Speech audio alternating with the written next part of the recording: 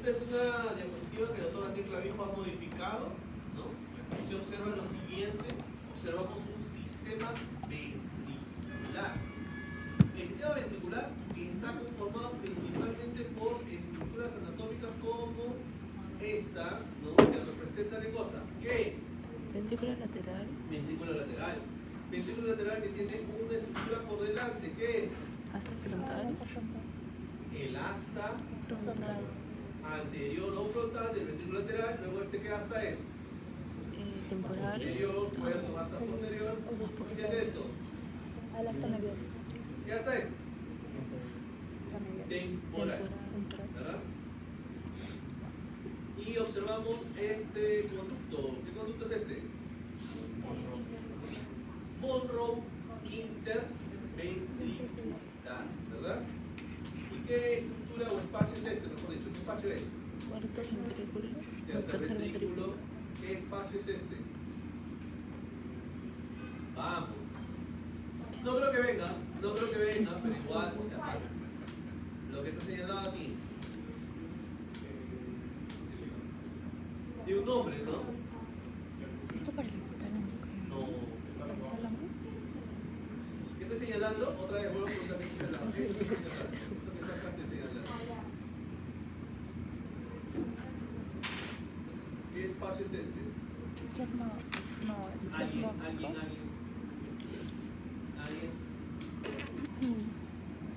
A ver, tuve una foto y puedo echar GPT.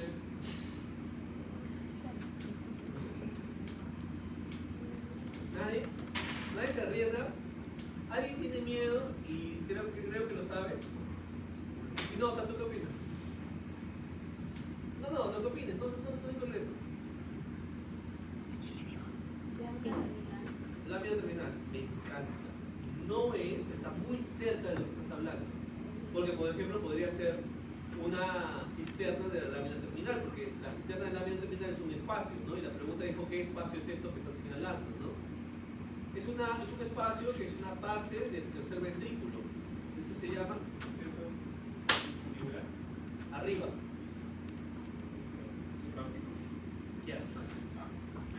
Quiasmático. Receso quiasmático. ¿De acuerdo? Y el que está abajo, como lo dijo el compañero, sería el receso Infundibular. Una pregunta muy difícil. Pero, de todas maneras, para entender dónde está y por qué se va a llamar así, ¿no?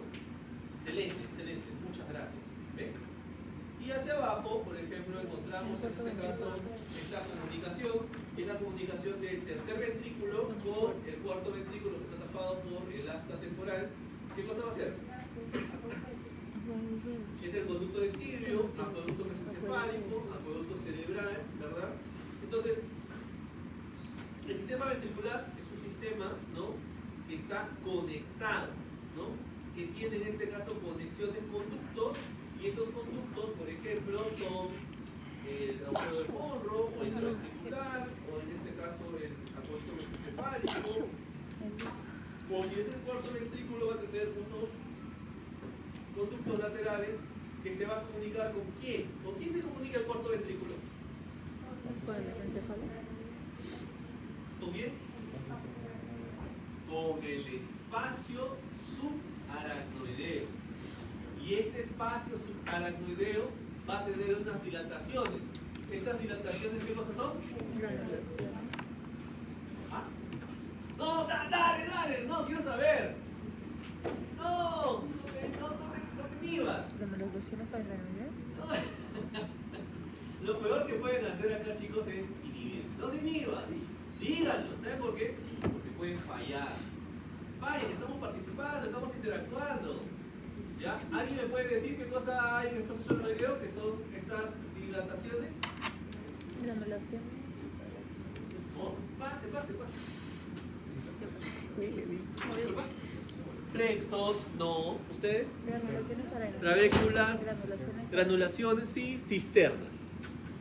Una dilatación, ¿no?, del espacio subaracnoideo son las cisternas. Y estas cisternas que se han estado observando son valles que vamos a observar, y por todo este sistema ventricular y esta comunicación con lo que va a ser el espacio subaracnoideo está conteniendo, ¿qué cosa?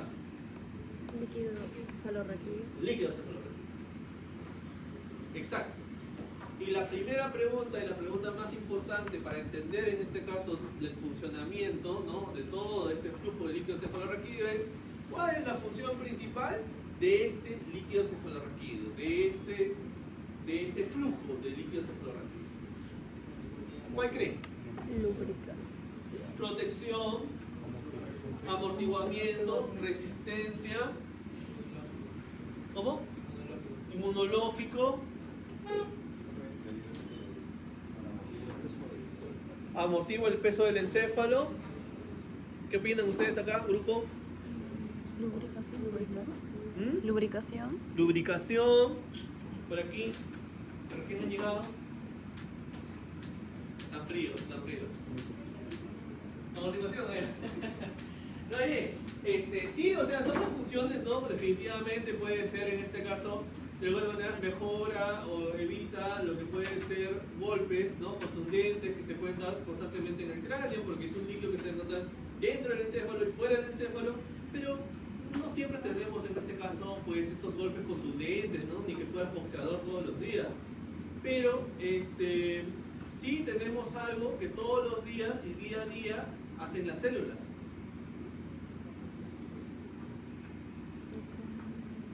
¿Qué cosa todos los días las células hacen? Apoptosis, ya, bien. ¿Ah? Desorden. Mira. Tiene un sistema metabólico, el cual tiene ¿qué cosa? Desechos. ¿Verdad? Los desechos o los detritos, habrán escuchado el término detritos, que tienen las células, se va a encontrar ¿dónde? ¿O se va a arrojar dónde? Al líquido cefalorraquídeo. ¿Y para qué? Para que al final este líquido cefalorraquídeo, por un sistema de drenaje, pase por toda la parte de los sistemas ventricular, salga después del subaracnoideo y luego sea ¿qué cosa? Reabsorbido, absorbido o drenado, ¿por quién? ¿Mediante quién? Las granulaciones aracnoideas, que terminan dejando este filtrado, estos desechos, ¿dónde? En el seno venoso sagital superior. ¿Se entendió? Y el seno venoso sagital superior sabemos en este caso que lleva sangre desoxigenada venosa, la cual lleva pues, los residuos hacia la vena yugular interna del corazón, la aurícula derecha y luego todo lo demás. ¿Se entendió? Bien. Habiendo entendido eso, ¿quién forma entonces el líquido cefalorraquídeo? ¿Qué cosa?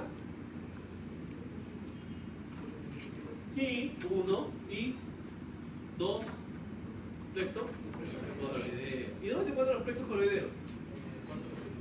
Cuarto ventrículo. Tercer ventrículo. Tercer y cuarto ventrículo. Ventrículo lateral.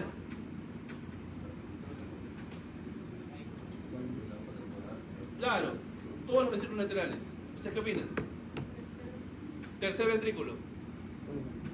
Todos los ventrículos, correcto. Todos los ventrículos.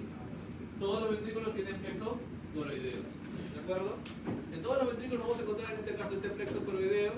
Y una pregunta que podría ser básica, típica, ¿no?, que podría venir en su parte integrativa es ¿qué tipo de células tiene el plexo coroideo?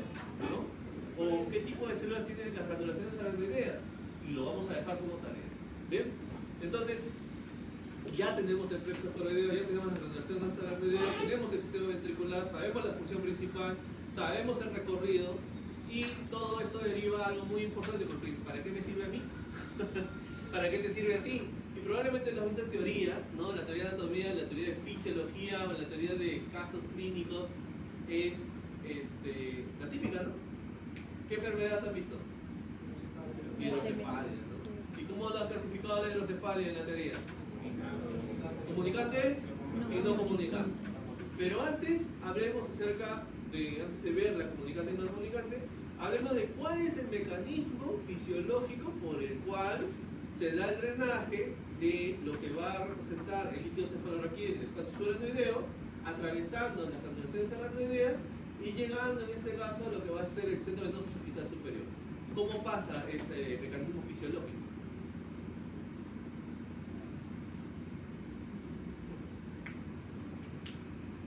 ¿Qué opinas?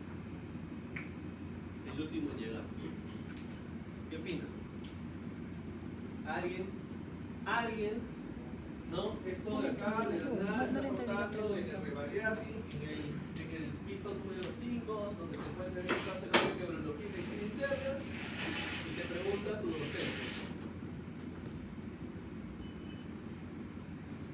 ¿Cuál sería ese mecanismo por el cual el líquido cefalorraquídeo pasa, ¿no? Pasa de lo que va a ser en este caso el espacio aracnoideo a ser drenado, obviamente por extracciones aracnoideas, hacia lo que es el centro de nuestro sagital superior. ¿Alguien? ¿Qué es lo que tú crees? ¿Qué es lo que piensas? Ok, o sea, ¿cómo llega? Escuchen. Por tres formas, pero las principales que son los estudios tratan de la segunda era por la gradiente de presión, o sea, no se nos llega a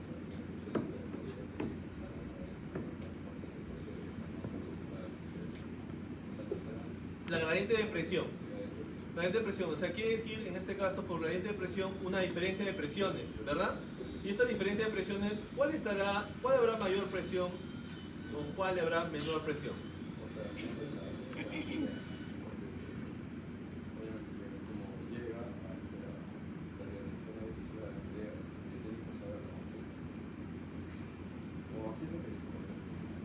Bien, solito se da cuenta de esta parte.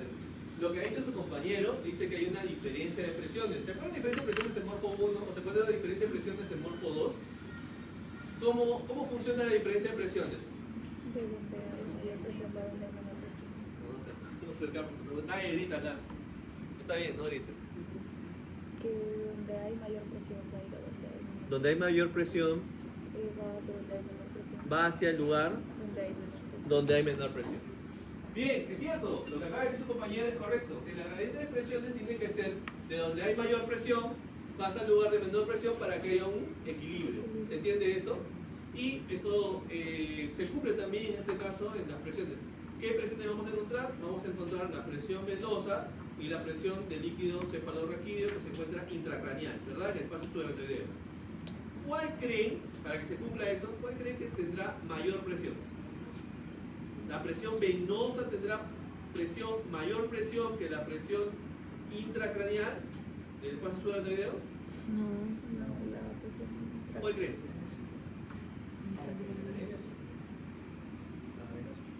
¿Usted? ¿Quién dice que no? Ya, dígalo por favor.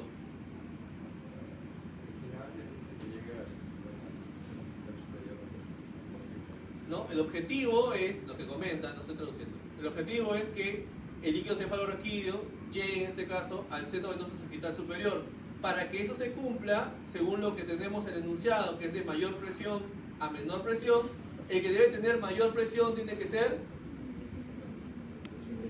la presión intracraneal, la presión que se encuentra en el espacio subaracnoideo, porque lo que queremos es que el líquido cefalorraquídeo vaya a la vena, ¿verdad?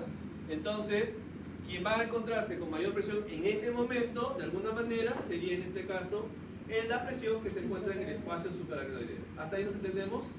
Bien. Entonces ahí tenemos un mecanismo, ¿no? Como hemos hablado muy bien con el compañero, está bien, me encanta. Y ahora hablemos acerca de las hidrocefalias. Tenemos una hidrocefalia comunicante y una hidrocefalia no comunicante. Para comenzar, podemos definir cómo es una hidrocefalia comunicante.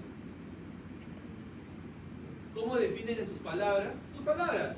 ¿Qué es una hidrocefalia comunicante? En el examen sí lo tienen que definir bonito, ¿no? ¿Cómo es una hidrocefalia comunicante? ¿Cómo la definirías? Esto es tema que dijeron. Mancha. Ahorita me acerco a los que siempre participan.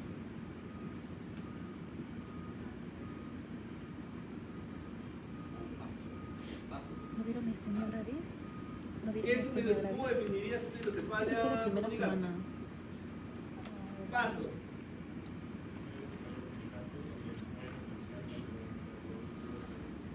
Donde no haya. ¿Donde hay o donde no hay? No hay. Tú, Espinosa. Cuando hay un problema en la reabsorción es una comunicante. No. Exacto. Como dice comunicante es porque hay una comunicación. Está bien. Una comunicante. ¿Cuál sería una comunicante? Se cierra, o sea, pero poco. ¿Sí qué? Hay una reacción. O sea, pero- Una reabsorción. No. ¿Alguien por acá?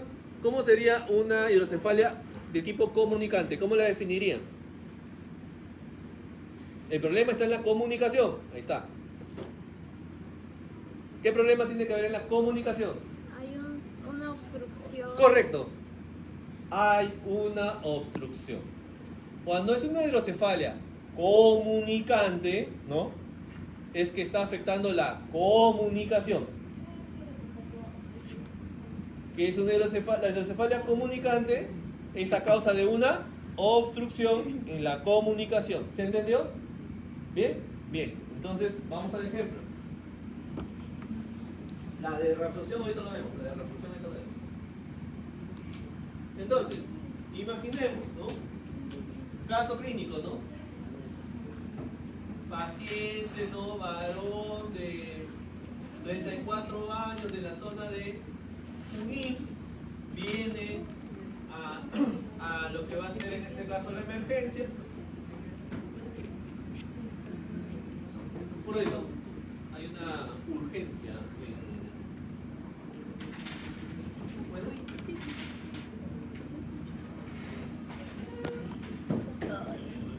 que se nos está observando, son varias que vamos a observar, y por todo este sistema ventricular y esta comunicación con lo que va a ser el espacio subaracnoideo, está conteniéndose, o está conteniendo, ¿qué cosa? Líquido cefalorraquídeo. Líquido cefalorraquídeo. Exacto. Y la primera pregunta, y la pregunta más importante para entender en este caso el funcionamiento, ¿no?, de todo este flujo de líquido cefalorraquídeo es: ¿cuál es la función principal de este líquido cefalorraquídeo, de este flujo de líquido cefalorraquídeo? ¿Cuál creen? Protección, amortiguamiento, resistencia, ¿cómo?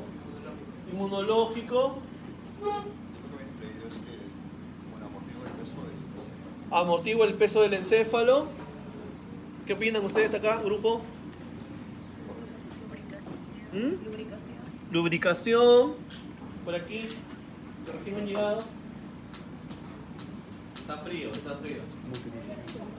Amortiguación, Está bien.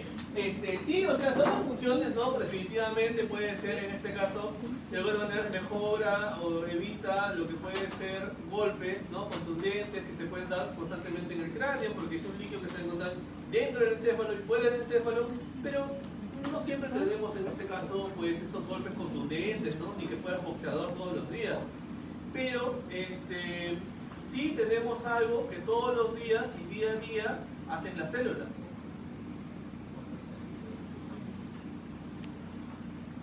¿Qué cosa todos los días las células hacen? Apoptosis, ya, bien. ¿Ah? Sordo. Mira. Tiene un sistema metabólico, el cual tiene ¿qué cosa? Desechos. ¿Verdad?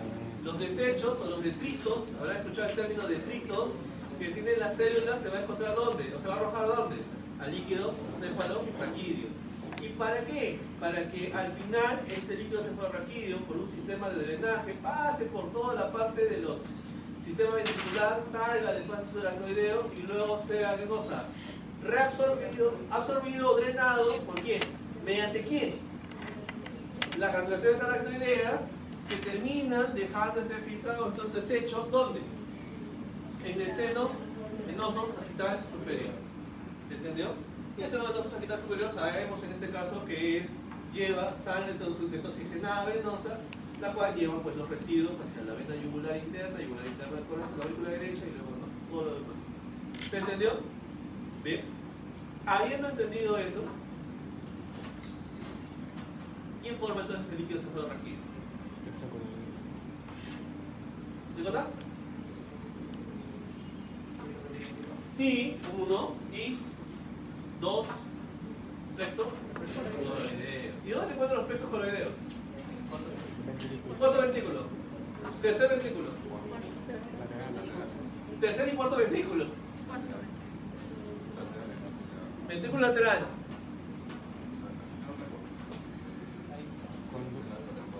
Claro, todos los ventrículos laterales. ¿Ustedes qué opinan? Tercer ventrículo. Todos los ventrículos, correcto. Todos los ventrículos. Todos los ventrículos tienen plexo coroideo. ¿De acuerdo? De todos los ventrículos vamos a encontrar en este caso este plexo coroideo. Y una pregunta que podría ser básica, típica, ¿no? Que podría venir en su parte integrativa es ¿qué tipo de células tiene el plexo coroideo? ¿No? O ¿qué tipo de células tienen las granulaciones aracnoideas? Y lo vamos a dejar como tarea. ¿Bien? Entonces, ya tenemos el plexo coroideo, ya tenemos las granulaciones aracnoideas, tenemos el sistema ventricular, sabemos la función principal, sabemos el recorrido y todo esto deriva a algo muy importante porque ¿para qué me sirve a mí? ¿Para qué te sirve a ti? Y probablemente lo has visto en teoría, ¿no? La teoría de anatomía, la teoría de fisiología o la teoría de casos clínicos es la típica, ¿no? ¿Qué enfermedad han visto? Hidrocefalia, ¿no? ¿Y cómo lo han clasificado la hidrocefalia en la teoría? Comunicante y no comunicante. Pero antes hablemos acerca de, antes de ver la comunicante y no comunicante, hablemos de cuál es el mecanismo fisiológico por el cual se da el drenaje de lo que va a representar el líquido cefalorraquídeo en el espacio subaracnoideo, atravesando las granulaciones aracnoideas y llegando en este caso a lo que va a ser el seno venoso sagital superior. ¿Cómo pasa ese mecanismo fisiológico?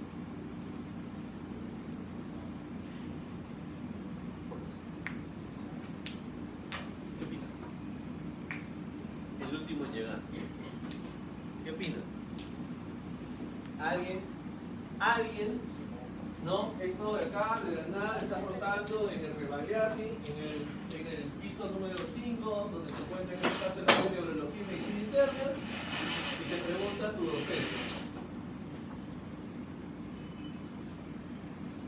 ¿Cuál sería ese mecanismo por el cual el líquido cefalorraquídeo pasa, ¿no? Pasa de lo que va a ser en este caso el espacio subaracnoideo a ser drenado, obviamente por las granulaciones aracnoideas, hacia lo que es el seno venoso sagital superior.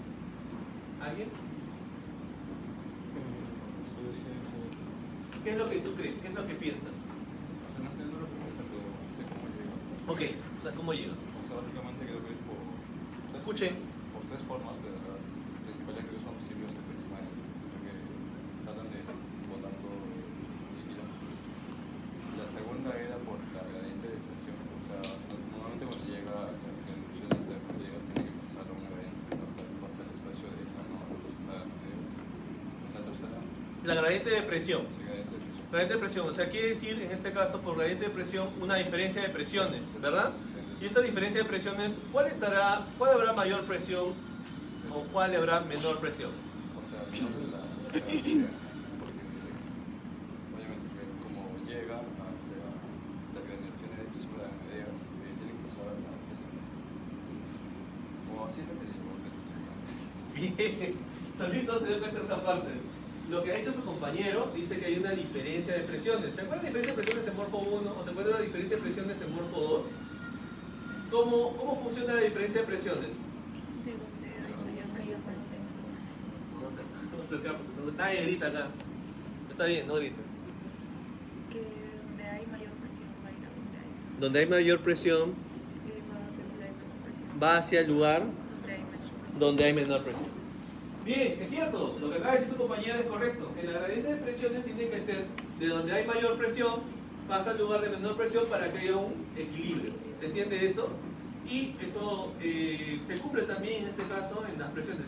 ¿Qué presiones vamos a encontrar? Vamos a encontrar la presión venosa y la presión del líquido cefalorraquídeo que se encuentra intracraneal, ¿verdad? En el espacio subaracnoideo. ¿Cuál creen, para que se cumpla eso, cuál creen que tendrá mayor presión?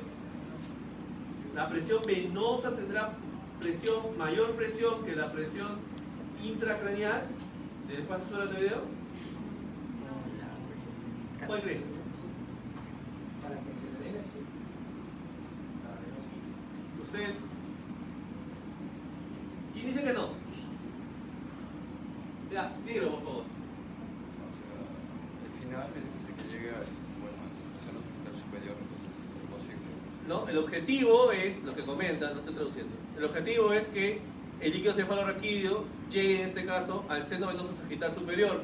Para que eso se cumpla, según lo que tenemos en el enunciado, que es de mayor presión a menor presión, el que debe tener mayor presión tiene que ser la presión intracraneal, la presión que se encuentra en el espacio subaracnoideo, porque lo que queremos es que el líquido cefalorraquídeo vaya a la vena, ¿verdad? Entonces, quien va a encontrarse con mayor presión en ese momento, de alguna manera, sería en este caso la presión que se encuentra en el espacio subaracnoideo. ¿Hasta ahí nos entendemos? Bien. Entonces ahí tenemos un mecanismo, ¿no? Como hemos hablado muy bien con el compañero, está bien, me encanta. Y ahora hablemos acerca de las hidrocefalias. Tenemos una hidrocefalia comunicante y una hidrocefalia no comunicante. Para comenzar, podemos definir cómo es una hidrocefalia comunicante. ¿Cómo definen en sus palabras? Sus palabras. ¿Qué es una hidrocefalia comunicante? En el examen sí lo tienen que definir bonito, ¿no? ¿Cómo es una hidrocefalia comunicante? ¿Cómo lo definirías? Ahorita me acerco a los que sí no participan.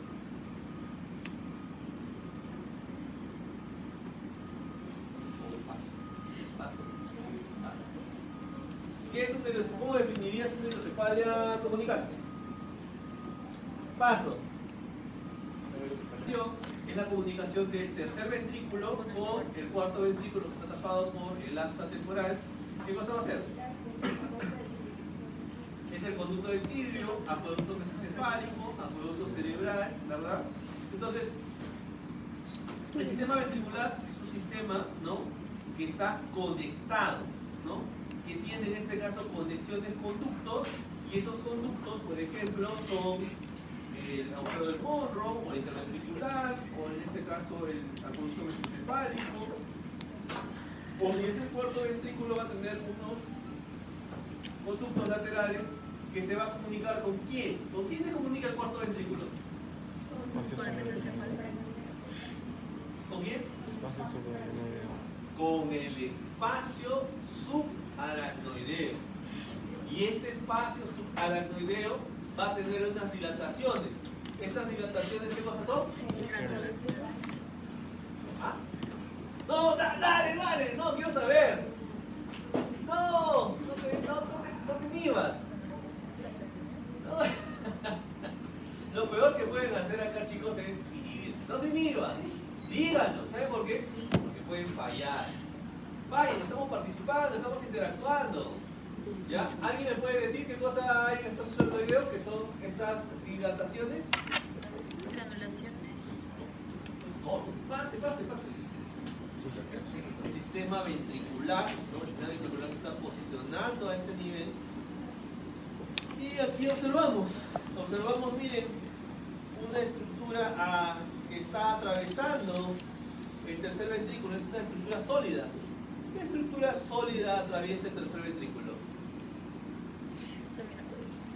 ¿Alguien sabe?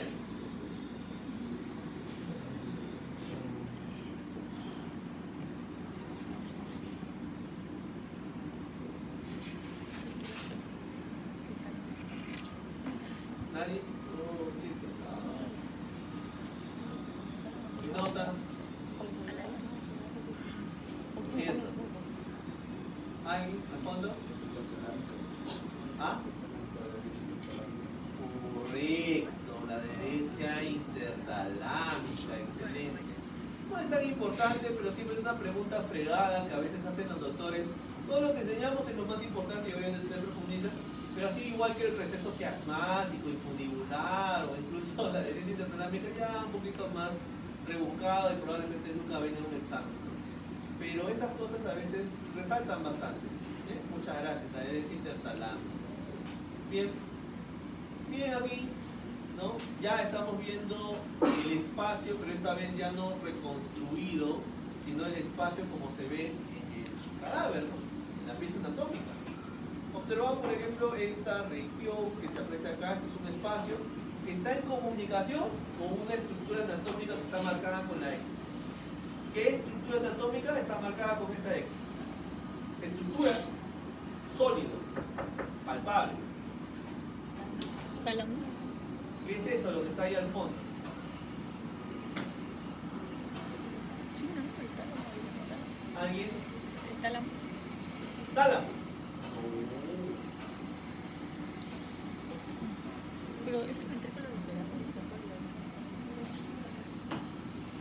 allá, al fondo, alguien.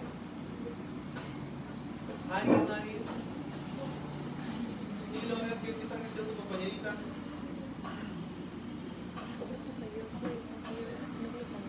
Dale. Díganlo. Fallen si es necesario.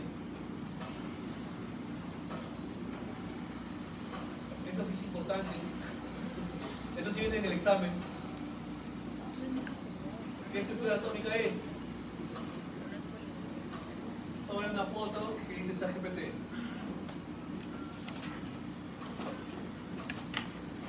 El espacio es el ventrículo lateral, ¿no? ¿Hasta ahí estamos de acuerdo? Pero la estructura anatómica, porque una cosa es espacio anatómico y otra cosa es estructura anatómica. Si esa es el ventrículo lateral como espacio, ¿con qué estructura anatómica se relaciona? Ahí, creo que hay una mirada al fondo, ¿sí? Núcleo caudado. ¿Bajo? ¿El núcleo caudado? Núcleo caudado, correcto.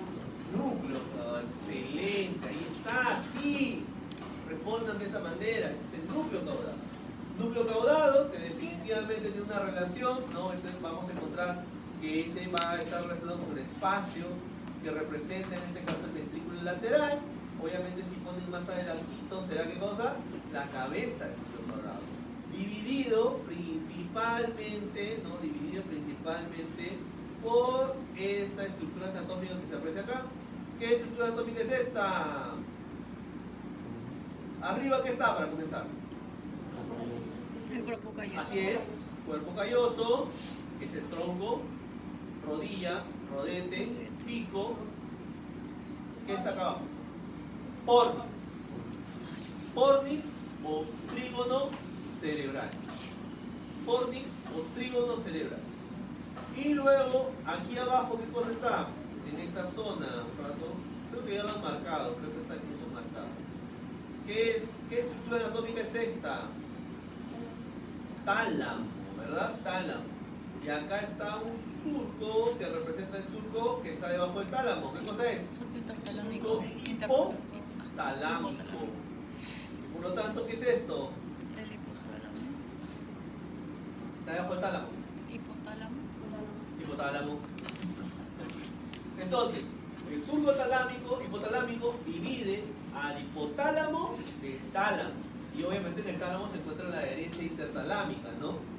Y observamos aquí que el fornix tiene acá esta estructura que está acá, termina hacia abajo, así, vertical.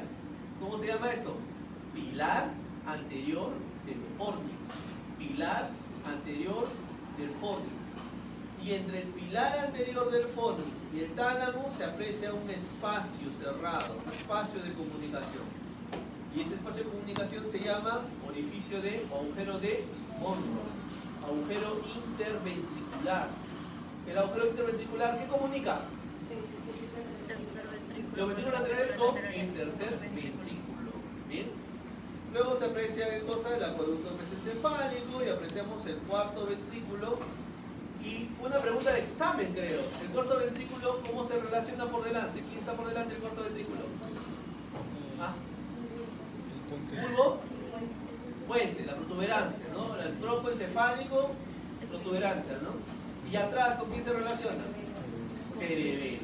¿Ya? Me acuerdo que fue una pregunta, si no me equivoco, fue una pregunta. Y acá tenemos entonces ahí el corto ventrículo, hacia abajo, ¿no? Ya vienen las comunicaciones con el espacio subaracnoideo. Observamos lo mismo, ¿no? Esto de acá, ¿qué cosa va a hacer esto? Septum pellucidum. Esa septum pellucidum hace la función de válvula y divide ¿qué cosa?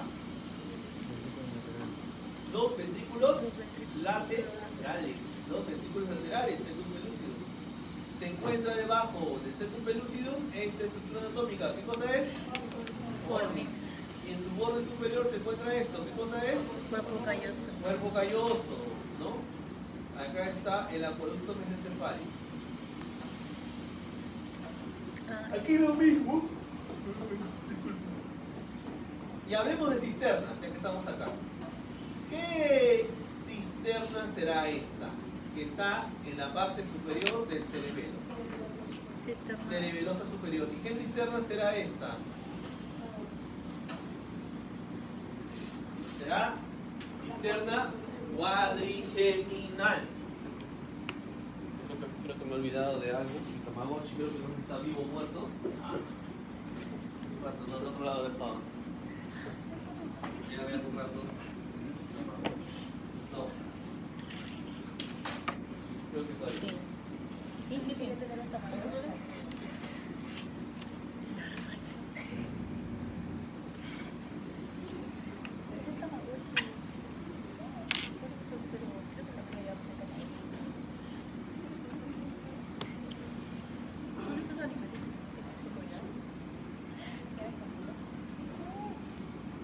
Ya, listo. Sí, está vivo, pero cansado. Bien, entonces tenemos dos cisternas en la parte superior y hay que tener cuidado. La cisterna que está más cercana, en este caso a lo que va a ser esta estructura que representa los folículos superiores e inferiores, que es la lámina cuadrigémina, será la cisterna cuadrigeminal. Pero la cisterna que tiene relación con la puntita, o sea, en otras palabras, que lo entiendan porque es la parte más superior del cerebelo, será la cisterna cerebelosa superior. Creo que se entiende, ¿no? Luego observamos en este caso delante, ¿no? Que va a estar la cisterna interpeduncular, ¿no? Acá delante de la protuberancia la cisterna prepontina, delante del bulbo raquídeo va a estar la cisterna premedular, y así hay otras cisternas que vamos a encontrar, por ejemplo, en esta zona, ¿no? Vamos a visualizar cisternas que estamos aquí viendo también en la resonancia magnética. Alrededor del cuerpo calloso, alrededor, ¿cuál es el prefijo? Pericalloso, cisterna pericallosa. Tenemos a nivel de lo que va a ser la lámina terminal, cisterna de la lámina terminal, cisterna quiasmática, cisterna hipoficiaria, ¿no? Y estas cisternas que ya hemos visto. Pero esta lámina no es por la... Esta lámina tiene una mala intención y tiene una buena intención. La buena intención es que son dos hemisferios diferentes, un cerebro de otro, al igual que este hemisferio, al igual que este hemisferio. ¿Se han dado cuenta? Pero todos representan el diencéfalo, la parte medial donde se encuentra el tercer ventrículo.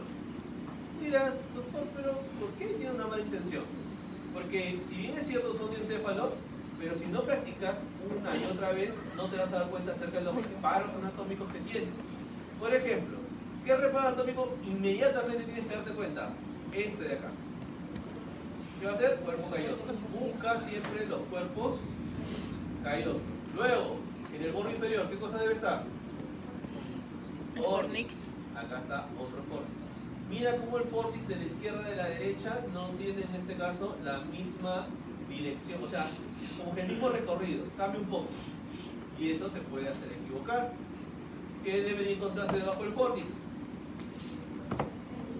Tálamo, ¿verdad? Y miren, acá también está el tálamo. Pero aquí no te está reconociendo, aquí sí te reconoce qué cosa, la adherencia intertalámica. Pero acá ni se ve. Bien. Y si tengo el tálamo y tengo el pilar anterior del fornix, tengo esto. ¿Qué es esto? Agujero de Monroe. ¿Ven? ¿Qué sería esto entonces? Pilar anterior del fornix y tálamo. Agujero de Monroe. Ya, entonces, esa lámina viene. No viene. Viene otra lámina. Pero está con toda la buena intención para que practiquen esta y esta. Tienen que practicar, ¿de acuerdo? Porque el doctor Daniel tiene un laboratorio de neuroanatomía en su casa y saca de ahí fotos, ¿no? Que al final termina en este caso en su examen. Entonces, para que tengan en cuenta esto, es importante. ¿Bien? ¿Qué más? Miren acá, ¿qué está acá? Sustancia blanca anterior. Miren esta sustancia blanca anterior. Acá hay una silla. No. Aquí está delante de cosa, lámina terminal. Y delante de la sustancia blanca anterior, ¿qué cosa está? Lámina terminal. Siempre se cumple el mismo reparo anatómico. O Obviamente no tiene las mismas dimensiones, pero sigue siendo el mismo recuadro anatómico. Lámina terminal, sustancia blanca anterior, pilar anterior del fornix, agujero de Monroe, tálamo, arriba del tálamo, fornix, la membrana que está arriba del fornix, ¿qué membrana es? Septum pelúcido. Y arriba del septum pelúcido, ¿qué está? Cuerpo calloso. ¿Se entiende? ¿Bien? Acá, por ejemplo, veo el receso quiasmático, acá está el receso infundibular, acá está ¿qué cosa? Cuerpo mamilar, acá también está el cuerpo mamilar, el receso quiasmático y el receso infundibular. ¿Se entiende? Bien. Esta estructura anatómica vamos a observarla. Vemos aquí, por ejemplo, un surco. ¿Qué surco es este? ¿Y qué surco se aprecia acá? Y acá tenemos una protuberancia. ¿Cómo se llama la protuberancia? Occipital interna. ¿Y qué estructura anatómica se encuentra ahí? Confluencia de los senos. Bien. Y te dicen lo siguiente, ¿no? Se aprecia un coágulo sanguíneo a nivel de esta región, ¿no? A nivel de lo que va a representar la confluencia de los senos. ¿Cómo se encontrará la presión del seno venoso sagittal superior? La clásica, ¿no? Pregunta que dice aumentar, disminuida, normal. Dilo, Espinosa, pero grítalo. Dilo. Aumentar. ¿Verdad? Lo que hemos hablado, ¿no? Cuando encontramos una obstrucción a nivel de lo que va a ser esta comunicación, que va a ser el seno confluente, que tiene relación con el seno venoso sagittal superior inmediatamente, ¿no? Vamos a obstruir el seno venoso sagittal superior, por lo tanto va a incrementarse la presión endovenosa. ¿Qué estructura anatómica se aloja aquí en esta X? Cerebelo, correcto. Ya también vamos a ver algunas vértebras. Por tercera vez vamos a ver las vértebras cervicales. Las hemos visto en anatomía general, las hemos visto en Morfo 2, ahora vamos a verlas en Morfo 4. Bien. Y acá dejamos el QR del doctor Daniel Clavijo ahí para que puedan ver, ¿no? Y estudiar base de cráneo. La siguiente semana sale la siguiente tapita de lo que son meninges. Bien, el doctor va a escanear la os, ¿no? La os, ¿sí? Todos, la os del cerebro. Se observa el borde inferior. Si te preguntaran el borde inferior, es el seno venoso sagittal inferior. Tienes al vértice, la parte anterior. Acá se diferencia de la parte posterior por el tentorio. El tentorio es esto porque miren, es de manera horizontalizada, ¿no? Plana, ¿no? Y en realidad debería ser enorme, grande, más grande, pero está roto. ¿Se entiende? Y obviamente a partir del tentorio en línea media, el seno venoso sagittal inferior cambia de nombre al seno venoso recto. Y hacia arriba, el seno venoso sagittal superior también se aprecia en este orificio, seno venoso sagittal superior. Pero también lo pueden cortar y te pueden decir qué espacio anatómico se encuentra ahí. Y es el espacio anatómico del seno venoso sagittal superior. Si lo cortara y se ven así como pequeñas tumoraciones chiquitas, son las granulaciones aracnoideas, ¿no? Y el tentorio que vemos acá, la tienda del cerebelo, se adhiere en la protuberancia occipital interna y también el surco del seno venoso transverso. Ahí se inserta. ¿Ven? Y si sale así como si fuera la hoz del cerebro, si sale por acá así, también una forma horizontalizada vertical, una cresta, esa es la hoz del cerebro.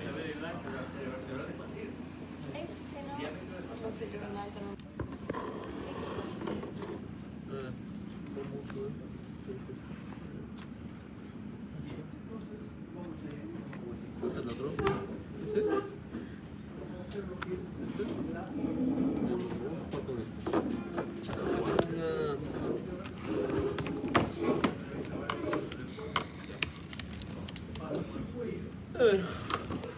Observamos observamos aquí la fosa cerebral anterior, la media y la posterior, se ve en este caso las fosas cerebelosas, donde se encuentra en este caso el cerebelo. Observamos la protuberancia occipital interna. A los lados observo ¿qué surco es? Surco transverso, un surco del seno venoso transverso. Hacia abajo encuentro el surco del seno venoso sigmoideo, ¿no? Y observamos un agujero. ¿Qué agujero es? Yugular. Bueno, el agujero yugular sale, ¿no? Emerge, se forma la vena yugular interna, el noveno par craneal, el 11º y el 10º par craneal. ¿Bien? 9, 10 y 11. En números romanos. ¿Ya? Luego acá en la protuberancia occipital interna se encuentra una estructura anatómica. ¿Qué estructura anatómica se encuentra? Senos confluentes. ¿Bien?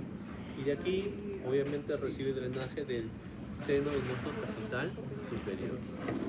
Habiendo entendido eso, observamos en este caso también esta estructura anatómica que representa la dura madre, ¿no? A contraluz se pueden dar cuenta que la dura madre tiene vasos sanguíneos, ramas de una arteria importante. ¿De qué arteria es? De la arteria meningia media, ¿no? La arteria meningia media está dejando ahí sus ramas y obviamente también en línea media estoy observando esta estructura anatómica que está aquí. ¿Qué cosa es? La hoz del cerebro. Y hacia arriba, ¿qué voy a encontrar? Seno venoso sagital superior y hacia abajo seno venoso sagital inferior. Encuentro su vértice que se inserta ¿en dónde? Se inserta en la cresta frontal, se inserta en el agujero ciego y se inserta en la cresta de Gallo, ¿verdad? Cresta Gallo, ¿no? Cuando vemos el seno venoso sagital inferior, llega hasta otra estructura plana que se observa acá, ¿ven ahí? Obviamente es más ancha, ¿no? Eso es el tentorio del cerebelo, ¿no? Y ahí ya comienza un nuevo seno en línea media. ¿Qué seno es ese?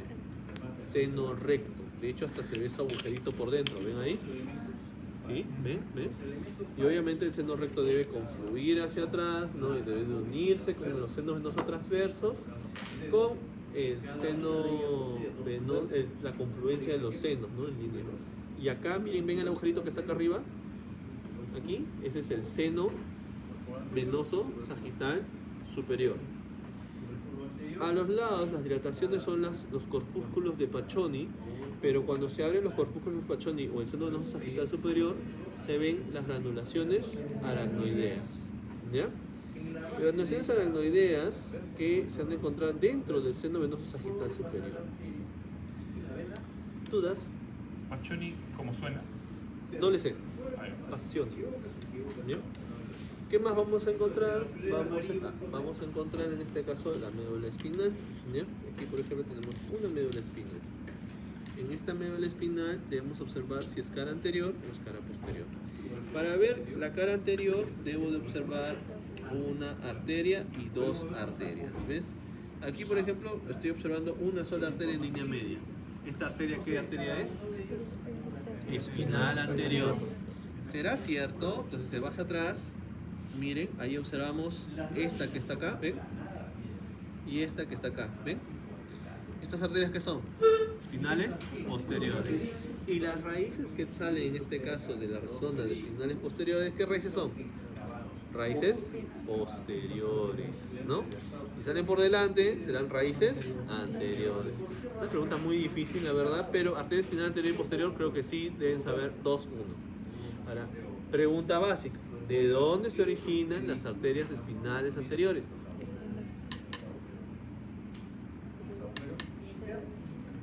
Básica, o sea, sí tiene que ser. Porque luego van a darse cuenta que hay un síndrome como patología de la arteria espinal anterior, que viene en casos clínicos. ¿Ah? Viene de las arterias vertebrales principalmente, ¿ya? Y las arterias espinales posteriores, ¿de quién se originan?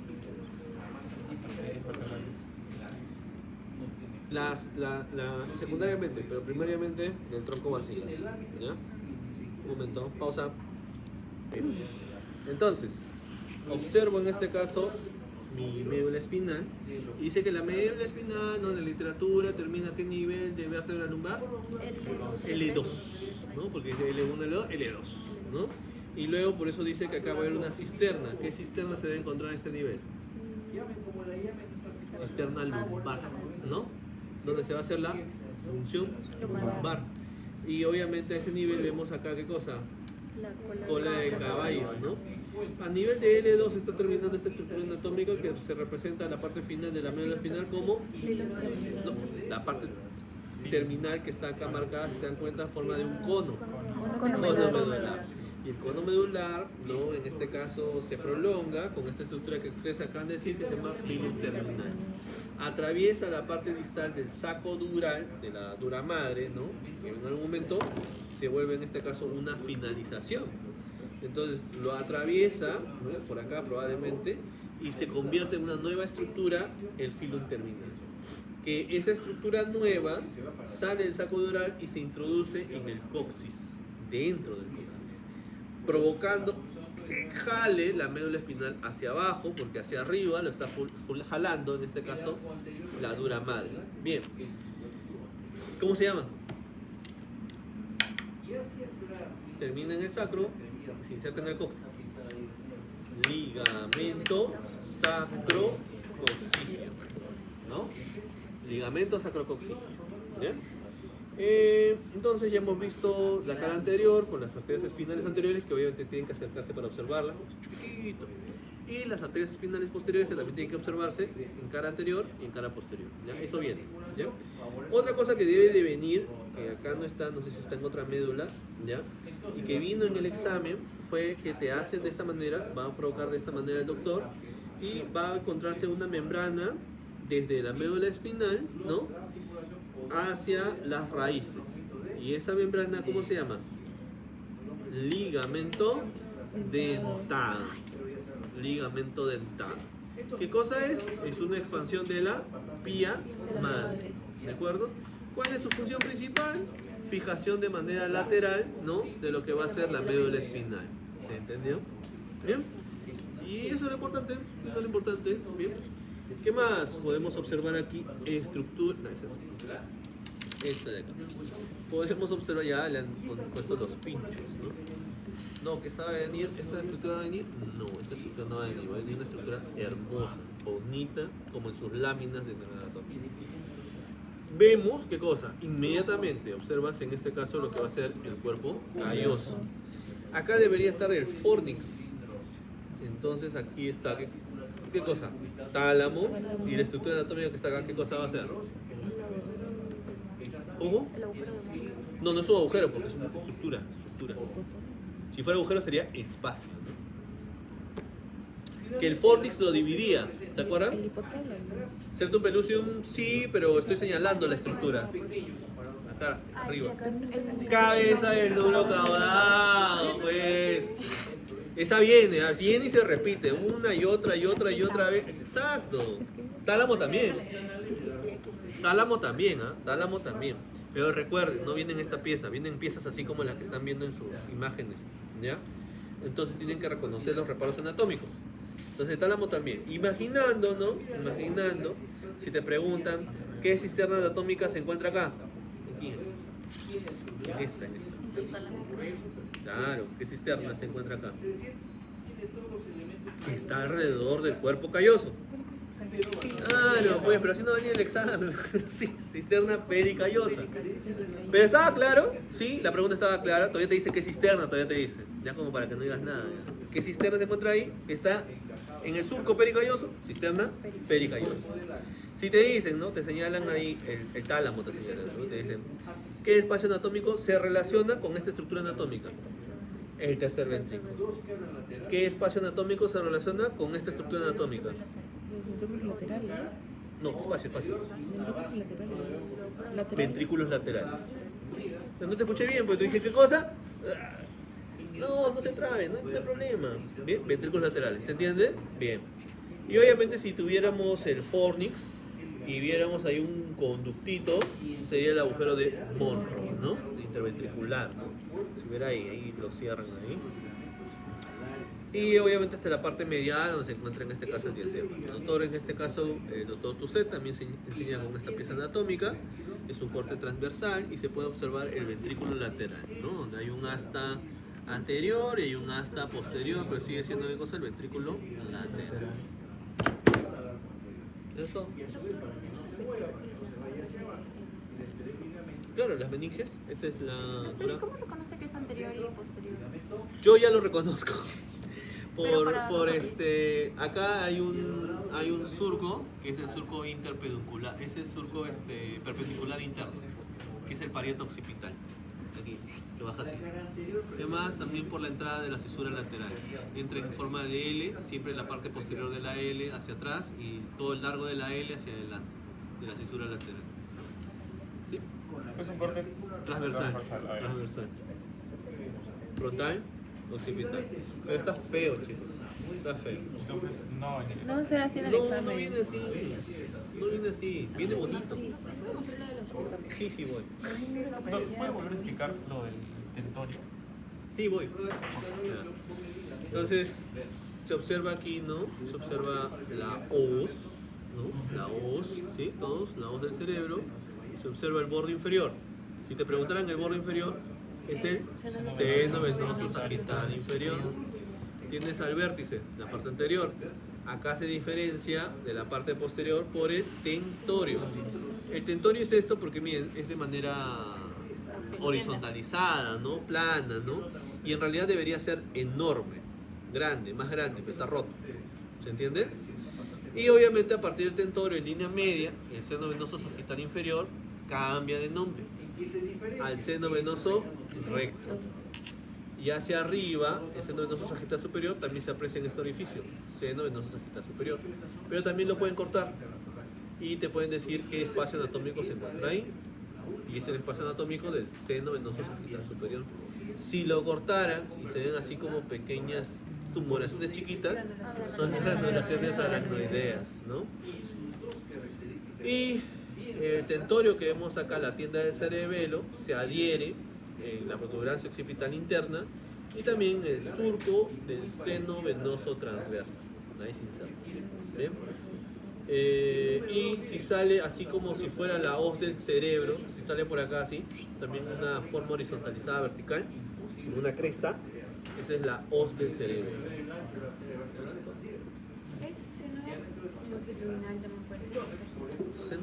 Seno venoso sagital superior. ¿Sí? Ya, chicos, repásenlo, toquetéenlo. Entonces, observo en este caso mi médula espinal y dice que la médula espinal, ¿no? En la literatura termina a qué nivel de vértebra lumbar. L2, L2, ¿no? Porque es L1, L2, L2, ¿no? Y luego por eso dice que acá va a haber una cisterna. ¿Qué cisterna se debe encontrar a este nivel? Cisterna lumbar, ¿no? Donde se va a hacer la punción lumbar. Y obviamente a ese nivel vemos acá, ¿qué cosa? La Cola de caballo, ¿no? A nivel de L2 está terminando esta estructura anatómica que se representa en la parte final de la médula espinal como ¿no? La parte terminal que está acá marcada, si se dan cuenta, en forma de un cono. Cono medular. Y el cono medular, ¿no? En este caso se prolonga con esta estructura que ustedes acaban de decir que se llama filum terminal.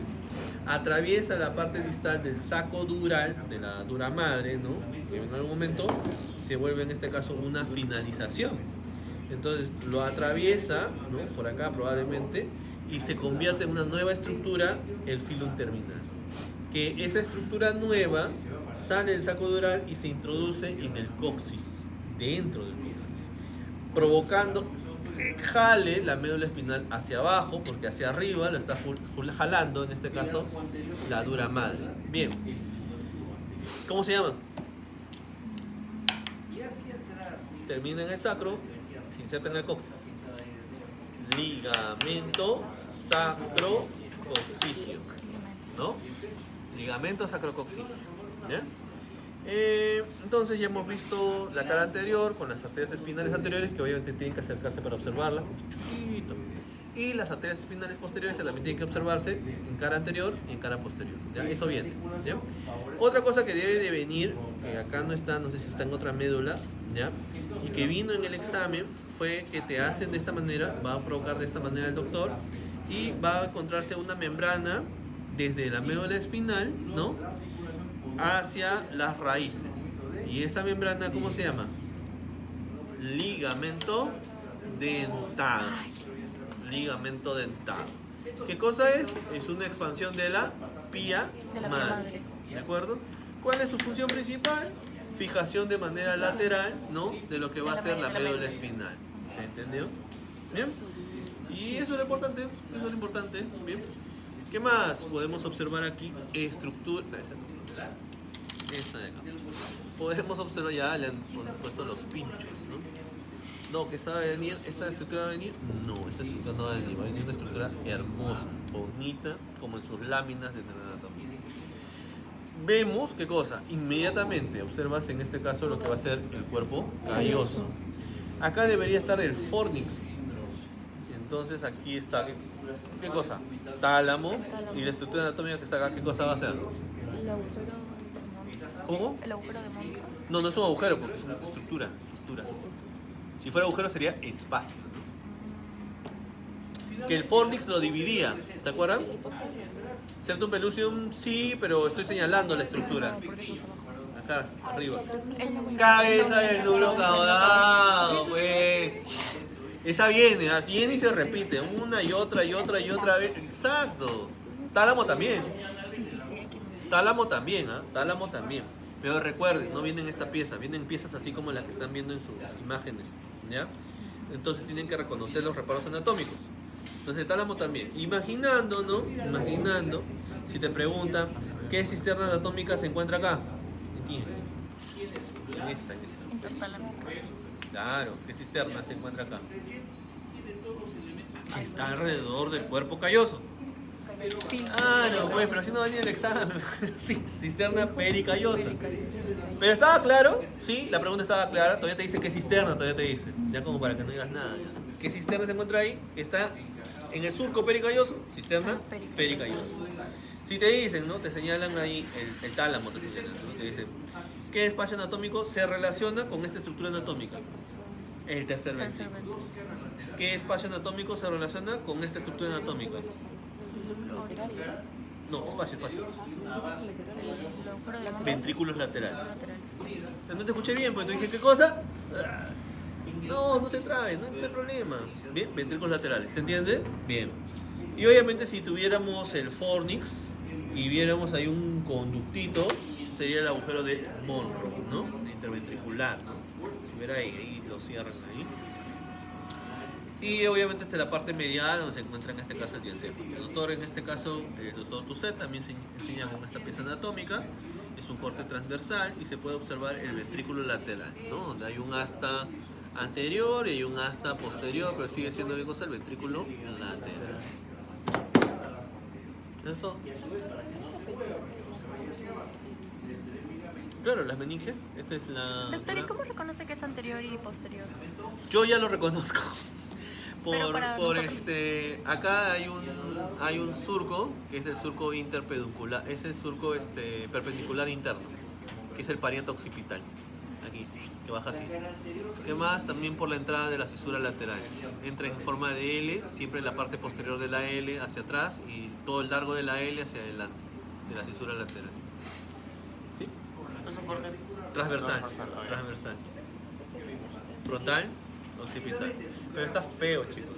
Está feo. Entonces no va a venir. No será así en el No, examen. no viene así. No viene así. Viene bonito. Sí, voy. Noveno par craneal, 11º y el 10º par craneal. ¿Bien? 9 ediciones. En números romanos. ¿Ya? Luego acá, en la protuberancia occipital interna, se encuentra una estructura anatómica. ¿Qué estructura anatómica se encuentra? Senos confluentes. ¿Bien? Y de aquí, obviamente, recibe drenaje del seno venoso sagital superior. Habiendo entendido eso, observamos en este caso también esta estructura anatómica que representa la dura madre, ¿no? A contraluz se pueden dar cuenta que la dura madre tiene vasos sanguíneos, ramas de una arteria importante. ¿De qué arteria es? Meningia De media. la arteria meningia media, ¿no? La arteria meningia media está dejando ahí sus ramas y obviamente también en línea media estoy observando esta estructura anatómica que está acá. ¿Qué cosa es? La hoz del del cerebro. cerebro. Y hacia arriba, ¿qué voy a encontrar? Seno venoso sagital superior y hacia abajo seno venoso sagital inferior. Encuentro su vértice que se inserta ¿en dónde? se inserta en la cresta frontal, se inserta en el agujero ciego y se inserta en la cresta de gallo, ¿verdad? Esta gallo, ¿no? Cuando vemos el seno venoso sagital inferior, llega hasta otra estructura plana que se observa acá, ¿ven ahí? Obviamente es más ancha, ¿no? Eso es el tentorio del cerebelo, ¿no? Y ahí ya comienza un nuevo seno en línea media. ¿Qué seno es ese? Seno recto. De hecho, hasta se ve su agujerito por dentro, ¿ven ahí? ¿Sí? ¿Ven? ¿Ven? Y obviamente el seno recto debe confluir hacia atrás, ¿no? Y debe de unirse con los senos venosos transversos, con el seno la confluencia de los senos, ¿no? En línea. Y acá, miren, ven el agujerito que está acá arriba. Aquí, ese es el seno venoso sagital superior.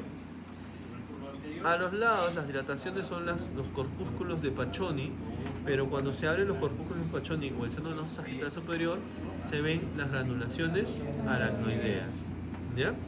Las granulaciones aracnoideas que se han de encontrar dentro del seno venoso sagital superior. ¿Dudas? Paccioni, ¿cómo suena? Doble C. Paccioni. ¿Bien? ¿Qué más vamos a encontrar? Vamos a encontrar en este caso la médula espinal. ¿Ya? Aquí, por ejemplo, tenemos una médula espinal. En esta médula espinal debemos observar si es cara anterior o es cara posterior. Para ver la cara anterior debo de observar una arteria y dos arterias. ¿Ves? Aquí, por ejemplo, estoy observando una sola arteria en línea media. ¿Esta arteria qué arteria es? Espinal anterior. ¿Será cierto? Entonces te vas atrás. Miren, ahí observamos esta que está acá, ¿ven? Y esta que está acá, ¿ven? ¿Estas arterias qué son? Espinales posteriores. Y las raíces que salen en este caso de la zona de espinales posteriores, ¿qué raíces son? Raíces posteriores, ¿no? Si salen por delante, serán raíces anteriores. Una pregunta muy difícil, la verdad, pero arteria espinal anterior y posterior creo que sí deben saber 2-1. Ahora, pregunta básica. ¿De dónde se originan las arterias espinales anteriores?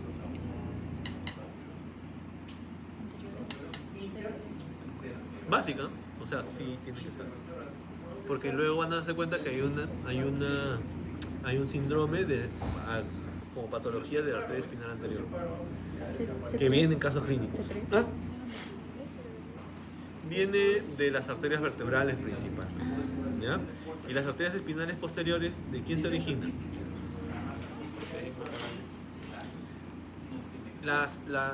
Secundariamente, pero primariamente del tronco basilar, ¿ya? Un momento, pausa.